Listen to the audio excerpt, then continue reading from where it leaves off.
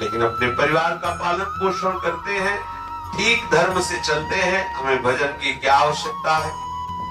कई बार हमने उदाहरण में कहा है कि जैसे सरकारी आदेश से आपको कहा जाए कि आप अमुक देश में जाइए और वहां सरकारी काम करने के लिए आपको भेजा जाए, आप कह दें कि वहां हमें बंगला चाहिए, गाड़ी चाहिए, पत्नी पुत्र आदि की सब व्यवस्था चाहिए, सरकार पास कर दे, आप जाइए। वर्ष निश्चित कर दे कि आप इतने वर्षों में अपना कार्य करके आ जाइए। आप विदेश गए और वहां जिस कार्य के लिए गए उसको तो भूल गए, और वो बंगला, गाड़ी, व्यवस्था, आराम, उसमें जो अवधि दी गई थी वो सब भोग विलास और प्रियता में नष्ट कर। जब आप अपने देश वापस आए तो सरकार आपसे पूछा कि आपको जिस कार्य के लिए भेजा गया था आपने वो कार्य किया? बोले नहीं, हमने तो वो सब किया जो जैसे पत्नी, फिर बच्चे, फिर उनको पढ़ाना लिखाना, उनका पालन पोषण, ये सब किया। तो सरकार आपको दंडित करेगी। ये तो प्रधान कार्य करने के लिए हमने सुविधा दी थी आपको, लेकिन जिस कार्य के लिए हमने भेजा तो कार्य किया क्या?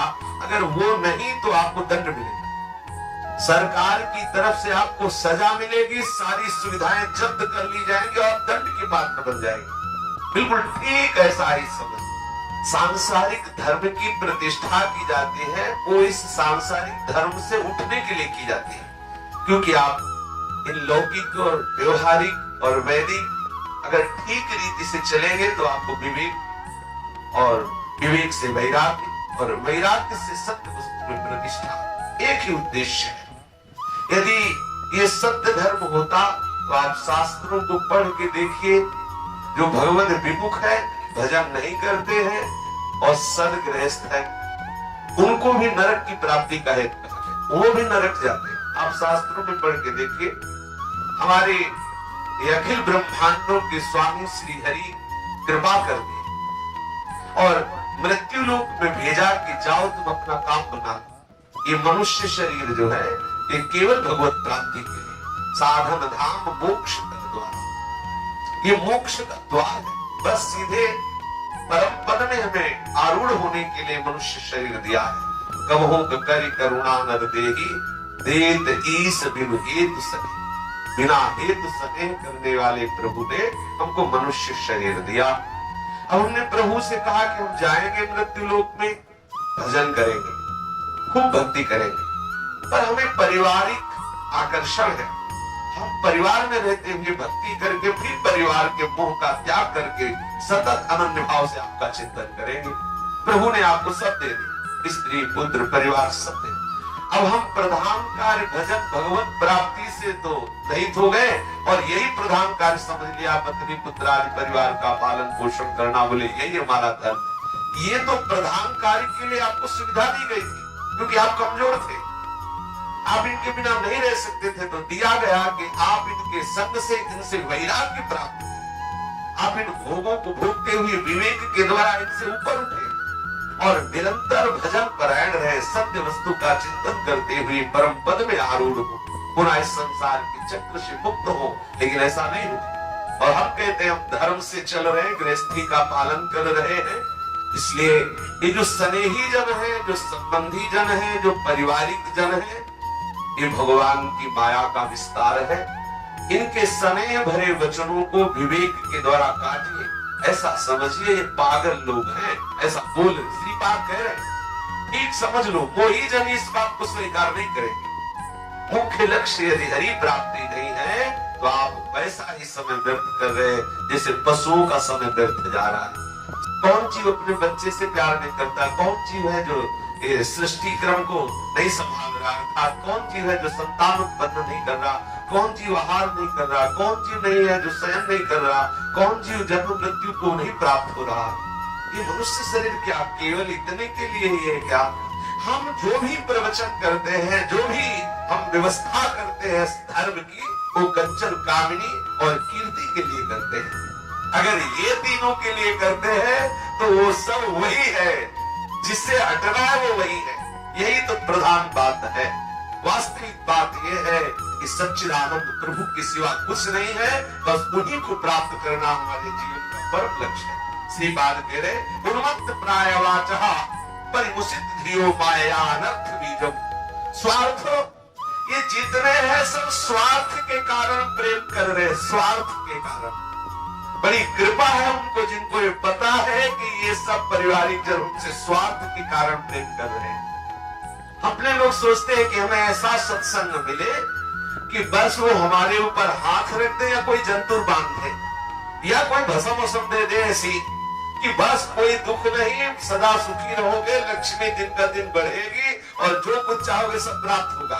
आप फिर देख लो, बोर्ड लगाने की जरूरत नहीं, इतना रुपया आएगा, इतने लोग आएंगे कि पूछो मत। अभी अगर आप एक प्रचार प्रसार कर दे कि बाबा जी एक जंतुर भरता है, दिल ठीक हो जाएगा, किडनी ठीक हो जाएगी, लीवर ठीक हो जाएगा, ब्लड प्रेशर ठीक हो जाएगा, बच्चा हो जाएगा, फैक्ट्री में बाधा नहीं लगेगा, आप देख लो यहाँ लाइन नहीं समाएगी। क्यों? क्योंकि इसी की पुष्टता के लिए हम सत्संग में जाते हैं, संसार के भोगों की प्राप्ति के लिए हम साधु महात्माओं के पास जाते हैं। पर सच्ची बात यह है, ये सब झूठा है। जो तुम्हें दे तो समझ लेना आपको झुठला रहा है।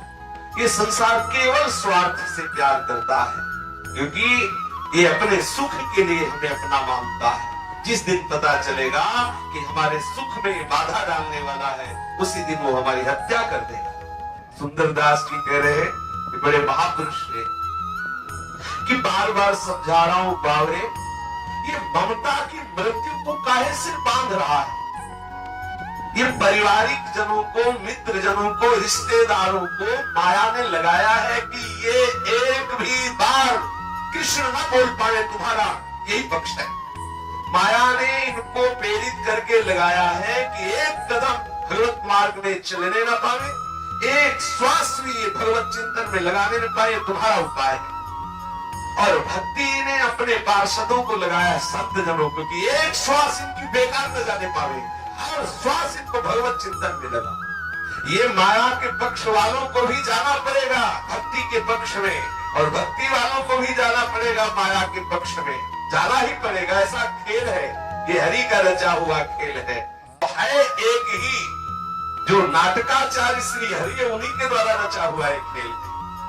आप साथ दीजिए संतों का, साथ दीजिए भक्तों का। बीच में पाला खिंचा है, उधर संतों का पक्ष है, माया का इधर पक्ष है। हाँ, और जाना पड़ेगा कबड्डी बोलने दोनों को, कबड्डी का खेल है। और जिसका पक्ष जोर पड़ेगा और दबा के गिरा के वही सांस तोड़वा देगा। और ये सोचो कि हम इस खेल में ही नहीं जाएंगे तो जाना पड़ेगा, क्योंकि अगर बाहर से न देखो तो अंदर से सारा प्रपंच तो भरा हुआ है, स्थूल सूक्ष्म कारण, ये सब कबड्डी का ही तो खेल है। इसमें हरि सुमिरन छूटने न पावे, एक भी श्वास खाली न जाने पावे, यह है भक्ति का प्रबल प्रताप। और माया का प्रबल प्रताप है पारिवारिक जन, रिश्तेदार, नातेदार, स्नेही, सुहृद जन एक भी बार ये कृष्ण न बोलने पावे और हमारे ही बीच में तड़प तड़प कर मरे, ये इनकी चाल है। अरे बाबरे, ये ममता की फांसी काहे को लगा रहा है, अपना नाश कर रहा है। अगर आपको लगता है कि पारिवारिक जनों के त्याग करने से अपराध लगता है, तो सबसे पहले अपराध लगेगा इन महापुरुषों जिन्होंने शास्त्रों की रचना की, और भगवान को भी अपराध लगेगा, क्योंकि वो भी शास्त्रों में उपदेश करते हैं। ऐसा देखो, सरल भाषा में गोस्वामी तुलसीदास जी ने रामचरितमानस में समस्त वेदों का सार रख दिया है। जिसको संस्कृत ना आता हो वो रामायण को पढ़ के देख लो, हर ग्रंथ का सार उसमें मिलेगा। अपने को तो ऐसा लगा कि समस्त शास्त्र और ग्रंथों का सार रचने के लिए ही भगवान तुलसीदास जी के रूप में प्रकट हुए। बिल्कुल सरल भाषा में शब्द, आप प्रेम देखिए, ज्ञान देखिए, धर्म देखिए, मर्यादा, जो भी आप देखना चाहे सब उसमें है। स्वयं भगवान के जननी जनक बंध सुत दारा, धनु धन धाम सुहृद परिवारा, सबकी ममता ताग बटोरी, मम पद मन बांध बरनी। स्वयं आदेश कर, मोह मूल बहुसूल प्रद, त्याग तम अभिमान, भजो राम रघुनायक कृपा सिंधु भगवान। ये मोह ही, मोह सकल व्याधि कर मूला, समस्त क्लेशों को प्रदान करने वाला नाश का मूल है ये मोह। हमारे यहाँ कहा गया है, तात मात सुतदार देह में मति अरुझय मति मंदा, हित किशोर को होए चकोर तू लखी वृंदावन चंदा। माता पिता भाई बंधु पत्नी पुत्र आदि के इस संबंध में मत फंसो। इन संबंधों का त्याग करके सच्चिदानंद में नंद किशोर की तरफ दृष्टि लगाओ, आप देखोगे महाआनंद में डूब जाओगे। मन बचितई है अवसर। ये जो ममता से युक्त होकर के जो अपने को तेरा जन कह रहे हैं कि तू हमारा पिता है, हमारा पति है, हमारा पुत्र है, तेरा ये कर्तव्य है, इसे करना चाहिए। भजन वजन क्या, ये तो सब बाबाजी लोगों का काम है। भजन करना हम गृहस्थों का काम नहीं है। हर संप्रदाय के हर महापुरुषों ने इस संबंध से हटने की बात कही। दुर्लभ देह पाए हरिपद भज कर्म वचन अरुचि दे। नीचे कह रहे सुत बनिता आदि जान स्वार्थ रत ना करुण नेह सभी ते अंत ही तो ही तजेंगे बाबर तू न तजय बने। तारा सुत वित्त तेरे खोसी खोसी खाएंगे और वो कुटुंब लोग लूटे जो हो रही थे मीठी मीठी बात कही तो सो लपटाएंगे और संकट पड़े वो जब कोई नहीं तेरो तब अंत ही कठिन बाकी बेर उठ जाए। कई बार हमने सत्संग में बताया, मैं बहुत अच्छा उदाहरण वो लगा। स्कूल में उस समय पढ़ते थे तो एक रिश्ते से संबंध में वहां जाना पड़ा, बच्चे ही थे तो गए तो देखा कि बहन के वो जो क्या बहन के नंद हुई ऐसा सब था, ऐसा वो उनके यहाँ जाना था। उनके यहाँ गए तो एक कमरे में बड़े कराह रहे थे, बहन के पति के बहन के पति, और उनके पैर और हाथ सब लकवा मार गया था। अब उनके पास कोई जाता नहीं था, उनके समीप गए तो बच्चे ही थे पर पता नहीं क्या उन्होंने समझा कि हमें अपनी बात बताई। वो रो रहे थे तो हमने उनसे कहा कि आप क्यों रो रहे हैं? तो उन्होंने कहा बच्चा कोई हमसे बात नहीं करता। ये जो दो बच्चे छोटे छोटे थे उनके और पत्नी, उन्होंने कहा इसको जो पत्नी को तुम देख रहे हो ना, ये सिर्फ हमें 2 रोटी देती 24 घंटे में और कहती तुम बड़े बड़े हगोगे तो कौन फेंकेगा। हम उसका चिंतन किया कि अरे उसी समय भाव में देखो ऐसा संसार होता है। फिर जब बैराग लेके भगवत मार्ग में तो कई बार वो बातें ध्यान गई, अपने सत्संग में भी हमने 1-2 बार गई।